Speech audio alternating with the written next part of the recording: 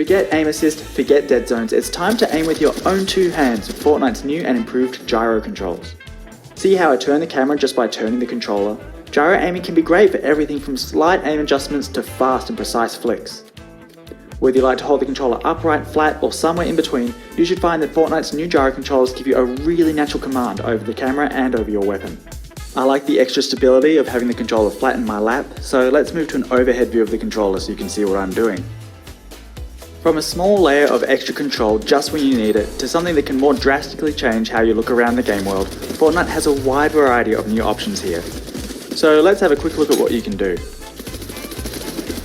If you enable gyro controls and don't change anything else, gyro aiming will only be active while you're pressing the aim button or while editing a building. That way you don't have to worry about how you're moving your controller during regular gameplay, but you can activate it whenever you need it.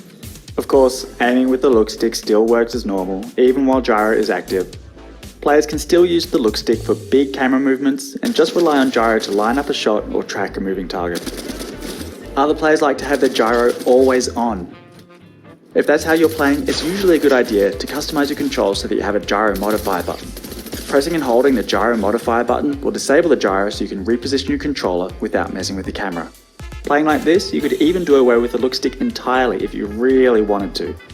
But let's try something different with the stick. When gyro controls are enabled, you also have the option to use flick stick. Flick stick lets you turn the camera by rotating the stick. When you first point the stick in any direction, you'll make a smooth and quick turn to face that direction. For example, pull the stick back to quickly look behind you, or if you're taking fire, point the stick in that direction to see where it's coming from, and let gyro aim take care of the rest. Once the stick has been engaged, rotating it will rotate the camera. So between flicking and rotating the stick, this gives you fast and direct control over your bearing at all times.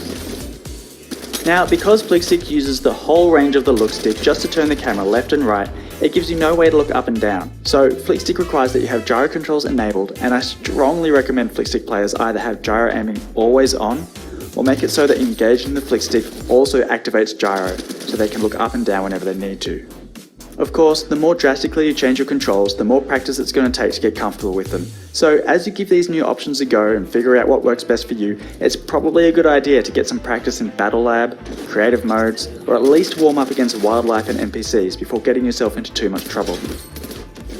Check out the Fortnite blog for more details on the options available.